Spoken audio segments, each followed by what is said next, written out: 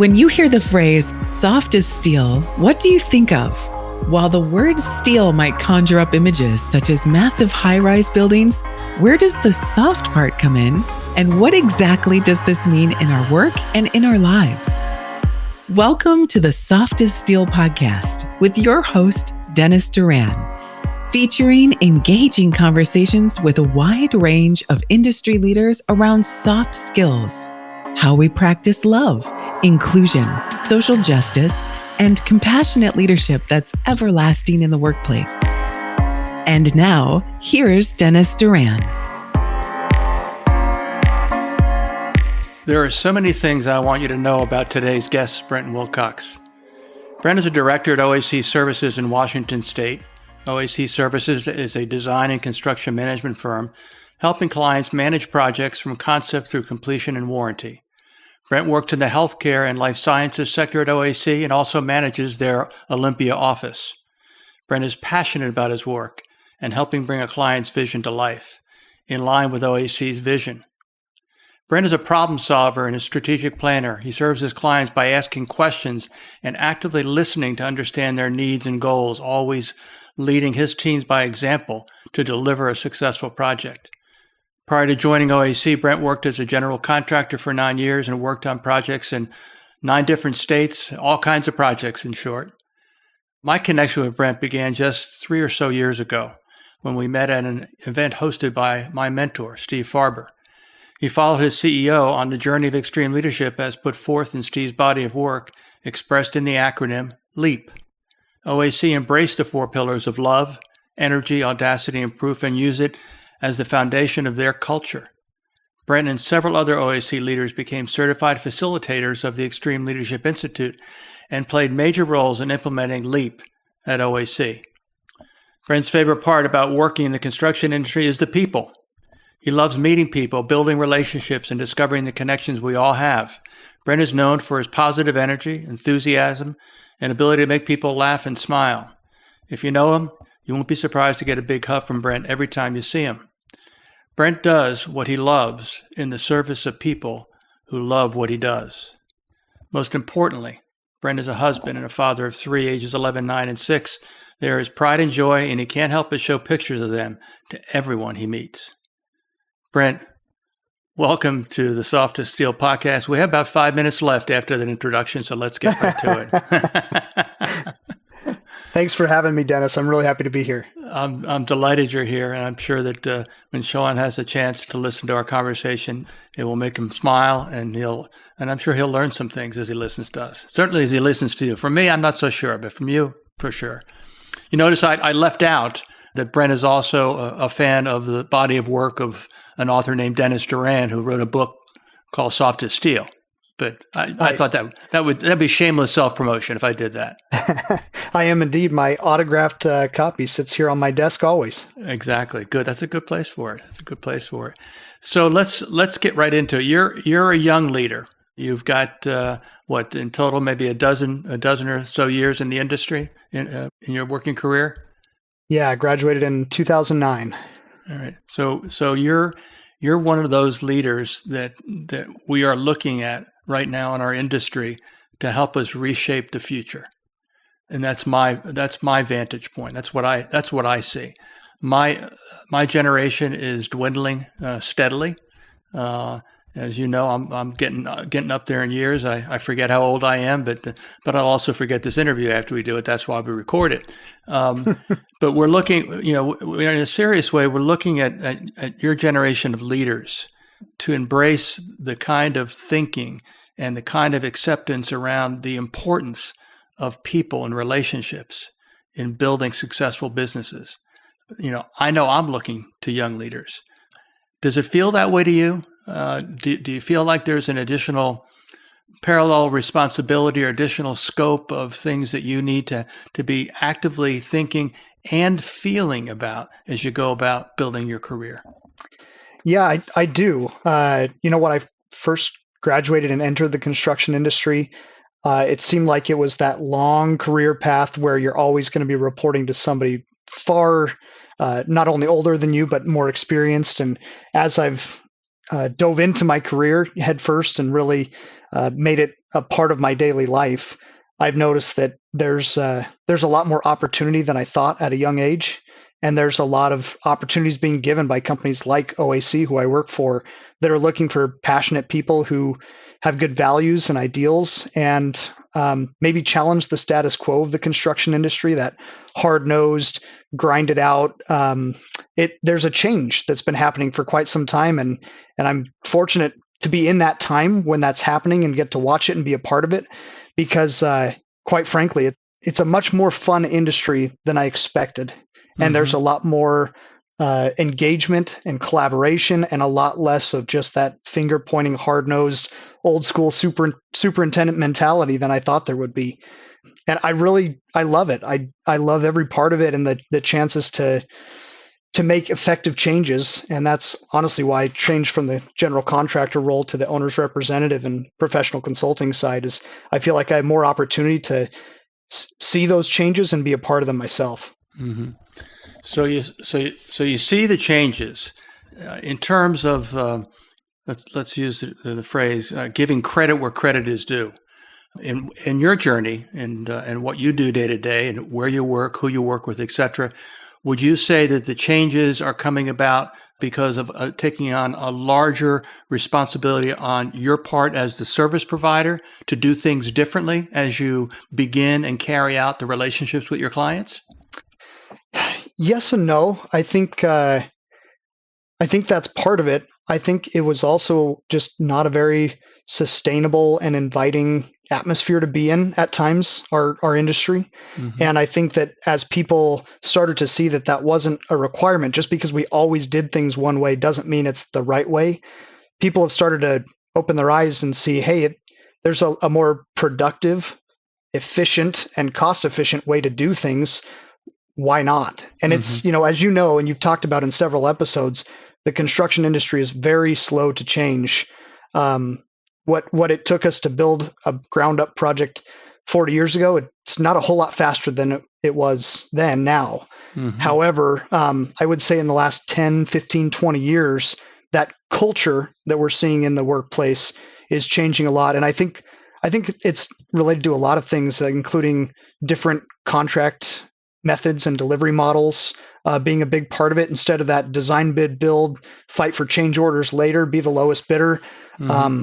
There's a lot more opportunity out there for different approaches to projects and bringing people on based on their qualifications, based on their cost. And that to me is one of the big difference makers in our industry. And again, that goes back to those soft skills, because without those, you don't meet the qualifications, quite frankly. Mm-hmm. Yeah, that's a really good point. Let's talk about, for a pretty good chunk of our time, I want to talk about two things that I can't talk about with many other guests. One is OAC, and the other is extreme leadership. You and I, both have a deep understanding of it. We both believe it makes sense. We're not followers. This is not a cult. But it's a framework of a very sensible set of ideas that are highly implementable if people are willing to do it. So that's one thing I want to talk more about again, Steve's body of work. I'll let him know that we're talking about him after this interview, but because that may cause him to tune in and listen to it. I don't think I don't think he's listened to the one he and I did, because it's. But and the other thing I want to talk about a bit is your firm. And again, I've gotten to know Sean a bit. Having met him, I don't know, 10 years ago for the first time when I was at in an organization where I brought Steve Farber in to keynote an important conference, and that's where he got first exposed to extreme leadership. So share, because it'll be interesting, and we're going to kind of highlight that this will be part of this conversation. What you can and are interested, share with our listeners. I'll call it the story of taking a set of sensible leadership principles and actively and enthusiastically implementing them into the culture of a company, and seeing and sustaining good results as for having done it. So share with us a bit of that story. Sure. The short version, I mean, I'll say what I can. I've become pretty passionate about it, and so I know probably more than some at the firm. But I actually wasn't there when that first steps of the journey were taken. When Sean met Steve and shares that he was the keynote speaker, and afterwards he reached out to him and said, "I felt like I was the only one in the room, and you were talking to me in a group of thousands." Yeah. That's really what started OAC Services' journey with the Extreme Leadership Institute and LEAP. Yeah. So that was back, I want to say roughly 2014 or 15 timeframe. Yeah. And when Sean heard that message, which I can totally relate to, when I attended the Extreme Leadership Experience annual conference in 2019, I felt the same way as Sean did without even talking to Sean. I had a very similar experience. So Sean had that experience, ended up connecting with Steve, and then inviting him up to Seattle, where we started a whole process of implementing LEAP, adopting them as our core values, hiring one of Steve's business partners, Jenna Lynch, as a consultant to help us in our culture journey and in our LEAP journey. So for the next several years, the foundation was being laid. And then fast forward to 2018, I joined OAC, and we were really right at the height of that journey. And by dumb luck, got selected to go to that conference in 2019. I got an email on a Sunday afternoon from our HR department saying, "Here's your tickets to this." And I'm like, "Is this spam? Is this a phishing scam?" And reached out to my manager, and sure enough, it was real. And attending that really boosted my awareness of the importance of culture in the workplace and taking care of your people and love in business. And it honestly, it gave me words for something I inherently believed but didn't know how to talk about before that. That's the best way I can say it.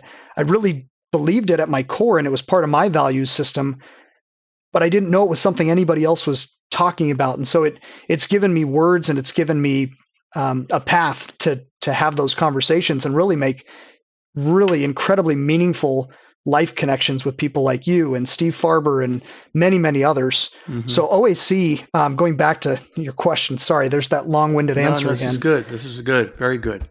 Took a deliberate 3 years of really intentionally adopting LEAP, forming committees around that, having activities, hosting as part of our all hands meetings every year, sessions dedicated to that, and doing DISC personality assessments. We really dove in, and it was not a halfway effort. It had to be all the way. And we even had some people at the top level of the firm that were maybe not as gung-ho about love and business, which is to be expected. And some of those are the ones that actually were in charge of the committee that determined what our new values were. So it took that deliberate, intentional effort, and really a lot of pushing from Sean at the beginning, and getting people certified to get us where we are today. And we continue to evolve. We're not done on that journey. It's not like we got it. We hit the Seattle's Best Workplace awards a few years in a row, and all is good. We're constantly adapting. We just recently actually went through a values change that it still incorporates LEAP as part of that, but it's a little bit different, and it's our own OAC values with LEAP. And it's something that if you sit on and don't put effort into, it's really easy to slip backwards too. Yes. Yeah.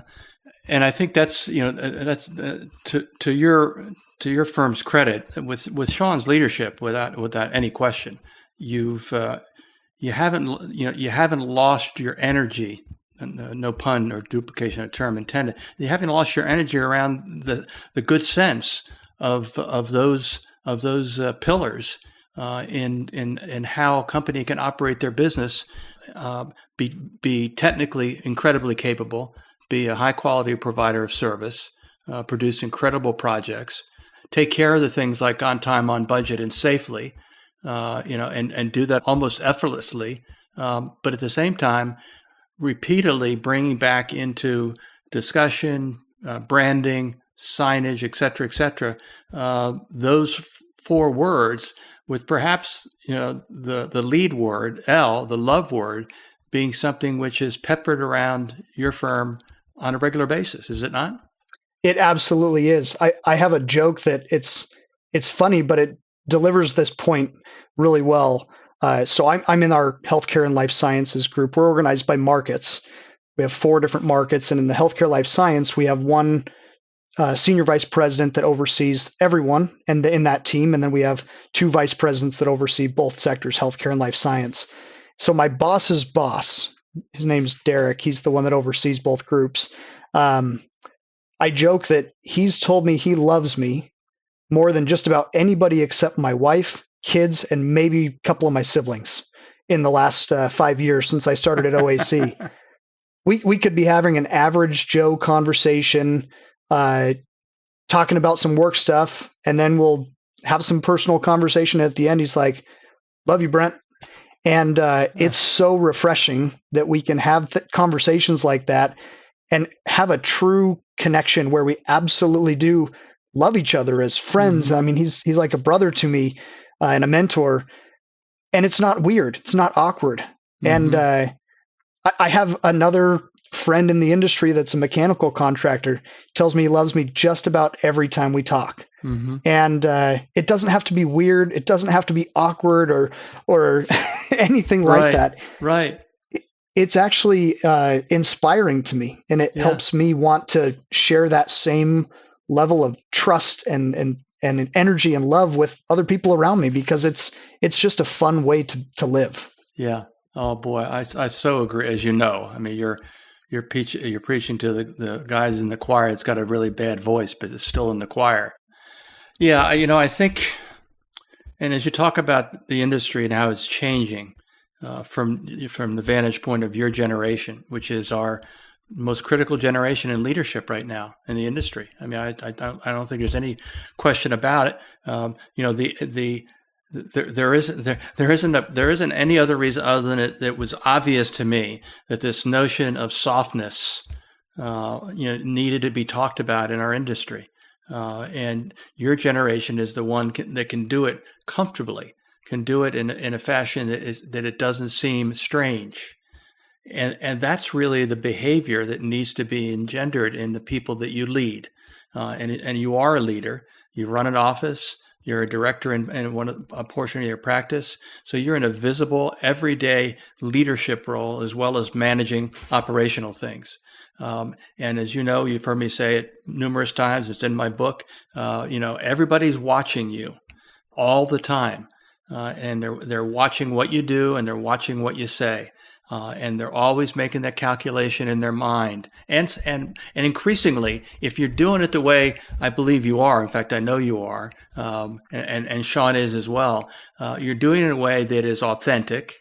That demonstrates integrity. Again, 2 important, personal qualities or soft skills, if you will, and that's what's necessary so that you can marginalize the pushback from the older generations, which are still in important positions, still being looked to in a more positive, a friendly, and inviting way to try to be part of the knowledge transfer process as they move to the exit, and other people come in and fill behind them, as well as getting more in line with this idea that you're comfortable with, and this whole notion of again, that term extreme leadership, which we both have learned and know it's not really extreme. It's just real. It's just real. It's genuine. It's not just that's my job. Because it's not about the job. And you and I both heard Steve Farber many times talk about it's not leadership is not a role. It's not a position. It's not a level of authority. It's there are leaders in all parts of your organization. And OAC is probably a great example of a place where that's really true. And the idea of feeling things as you relate to people inside and outside your company is palpable. It's part of the atmosphere. Yeah. It definitely is. And it's interesting you brought up a couple of those traits or those soft skills of honesty and authenticity, integrity. As I prepared for this conversation, I was going back through some of the assessments in your book, and you literally listed 3 of my top 5. when I did your assessments, and you do the 4 different pillars and write down your top ones. And I was thinking about this in relation to this change in the industry we're talking about. A lot of it to me is related to in the past, it really boiled down to how long have you been doing it? And so you can say that in a room, well, I've been doing this 25 years, so you're not going to tell me. And now it's shifting to, we need those soft skills, and we're entrusting young leaders that that show those attributes. We're trusting them to lead with those attributes and glean from the experience of the people that have been doing this. And so it's marrying those two. I don't have the same experiences. Even one of the gentlemen at OAC that reports to me, far my superior as far as years in the industry, total number of years of experience.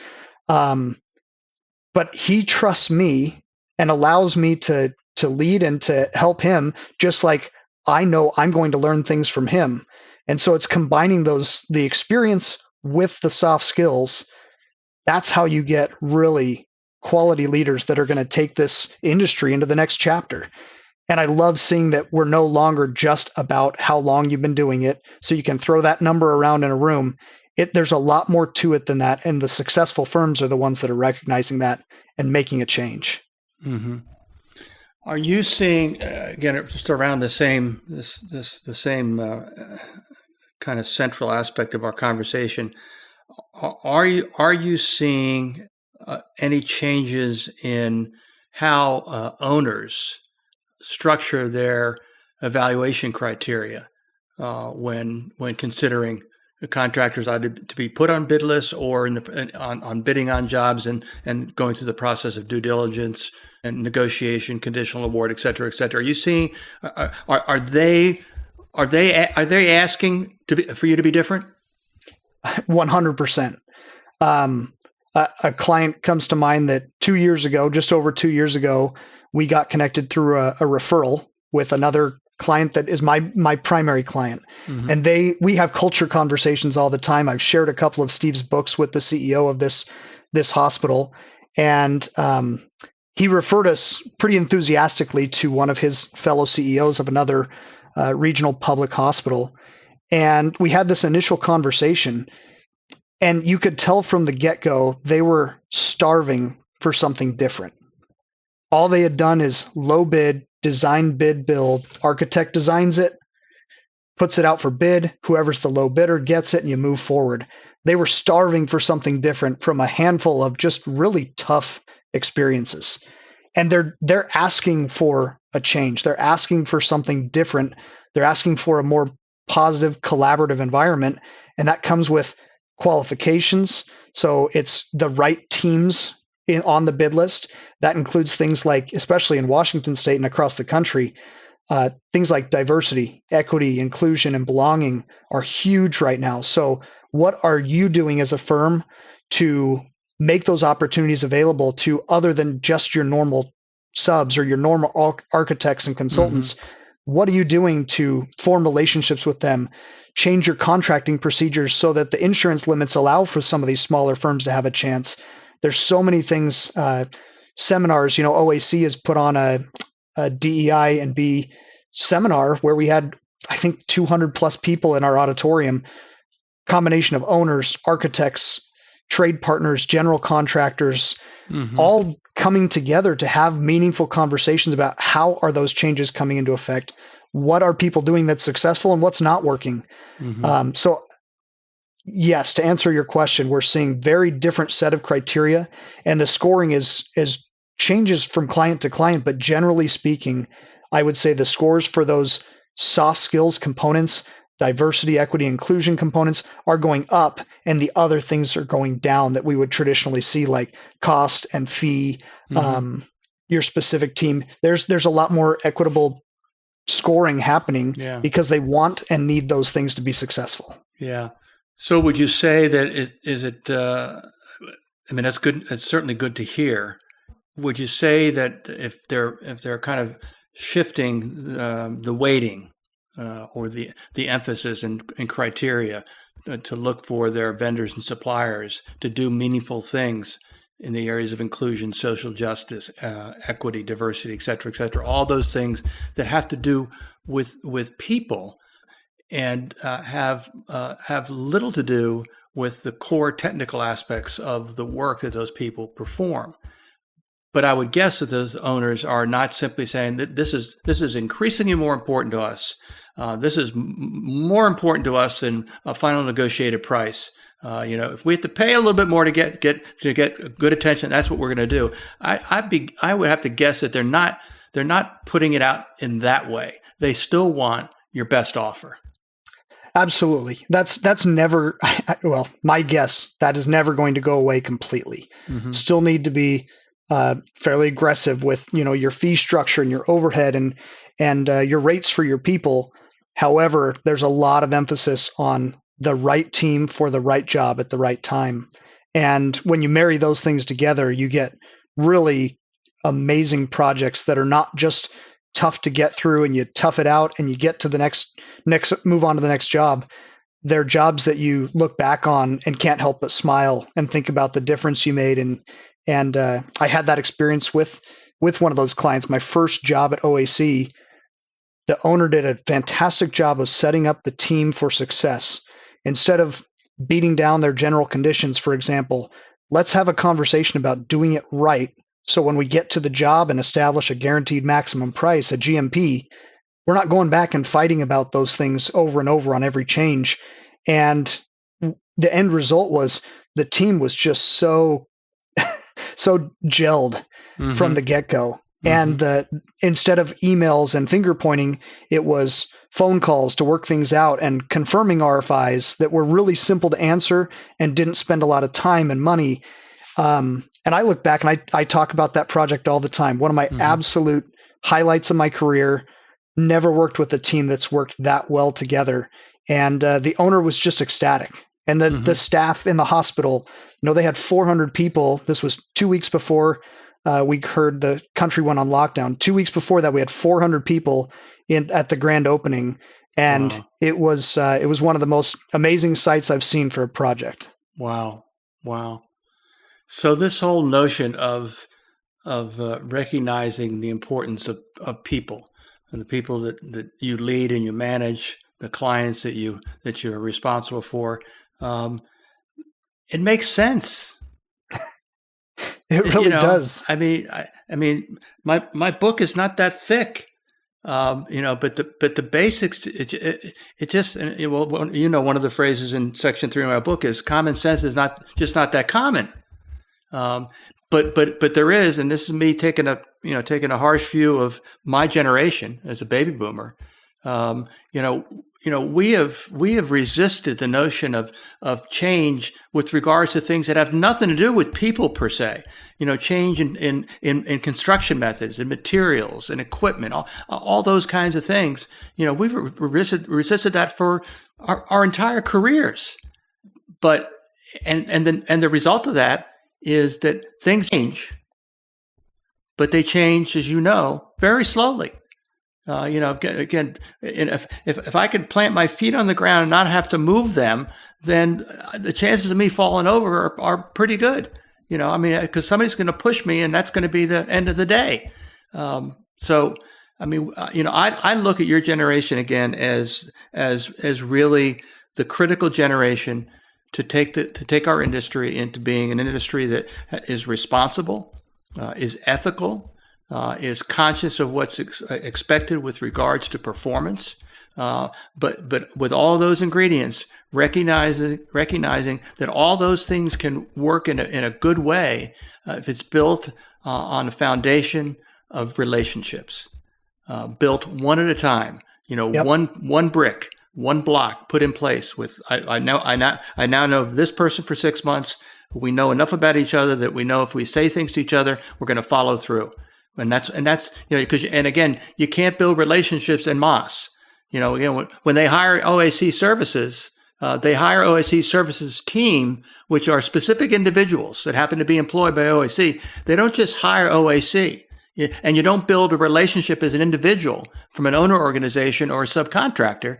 You don't build a relationship with the company. You build a relationship with people. Does that make sense? Yeah. I mean, those relationships to me are what creates that project culture. You know, we talk about culture in our workplace and in our specific companies, but I talk a lot with my clients about project culture. What is the culture they want to create? And then when we set those expectations, we find a team that aligns with those. It's a magical combination. Mm-hmm. When you hire for very specific things, you will find people that fit that mold. So if you're looking to build a culture that is positive and not a culture of finger pointing and backstabbing, but of solution based. It's like, you know, our mutual friend Steve Farber, he shows that story of a telecom industry employee who was a manager, and he says, I heard your speech, you were spot on about building those relationships, because when you have that trust of the client, you could burn down their building and they'll say accidents happen. And that's a very shortened, kind of butchered version of it. But the gist of it is, if you don't have that relationship, your first instinct, a lot of times, especially in construction, is to point that finger, find fault. Who did it? It wasn't me. Yeah. But when you have that relationship built, all of a sudden it's, okay, this happened. How are we going to get through it? If we need to figure out who was at fault and there's contractual things, we can figure that out later. Most of the time, it's the most important and the most beneficial to the client to have a team that's ready to jump in, roll up their sleeves, and look for solutions. Yeah. And again, it just creates that. When you set that culture as an owner, and in my role as a consultant, the owner's representative, you're setting people up to succeed and not to fail, and constantly feel like they've got to defend themselves. Yeah. Coincidentally, we are sadly we're at the end of the time for our conversation. You know, again, I've said this numerous times through this almost 33 minutes that we've been together, about how important you and your generation are to our industry. I think the way you have talked about everything that we've touched on, you know, demonstrates to me that that OAC specifically, as you being one of their leaders. OAC is well represented by you as a leader, and I know this. I know that Sean feels that way because he's said it, and I'm sure he's not the kind of guy that says really great things about people unless they are really great people. And the good news is that it seems like OAC does a heck of a job of finding and keeping really good people. I definitely believe that, and again, I'll say it. I'm super appreciative of the opportunities that I've had, and it was a life-changing experience in every sense of the word to attend that first extreme leadership experience and meet people that I felt like an imposter at first. I was way out of my league talking to people that were just incredible. I mean, when we first met, Dennis, I walked away like, who am I to be talking to this guy? You know, like I'm nobody. And I had that experience over and over that week. And I'll tell you, I've found that people are generally good and willing to be vulnerable and let you in and share their experiences and their insights. And it's so valuable. And I'm thankful that OAC has given me a chance to embark on that journey and supported me the last 5 years as I've continued on that journey. Yeah. And, you know, the friendship that we've built just means the world to me. Yeah, I feel the same way. So, you know, my last words to you would be for you just to continue to do what you love in the service of people who love what you do. I say that every day, and often out loud, and sometimes when there's nobody around. But it's the simplicity, and we both get it. We both get it, and more people are getting it, and that's why I continue to carry the message. That's why I wanted to put a spotlight, if you will, through your eyes and your words on your company and its relationship to Steve's body of work. Because I think your company and you specifically, along with Sean and others that I've met from OAC, are great examples of the kind of people that need to be the future of our industry. Yeah, there's a reason it's still our vision statement, that saying, do what you love in the service of people who love what you do. And I put that in my bio. If I'm ever speaking at something, I put it in. I talk about it all the time. I don't know if I say it daily, but probably at least every week. Yeah. I share that with somebody, and it's a very fulfilling way to have a career when you get to say things like that. Yeah, I agree. Brent, it's been special and thoroughly enjoyable to spend this time with you. Thanks for joining me on the Soft Spiel podcast. Thanks for having me. I agree with your earlier statement. We could have gone on for hours here.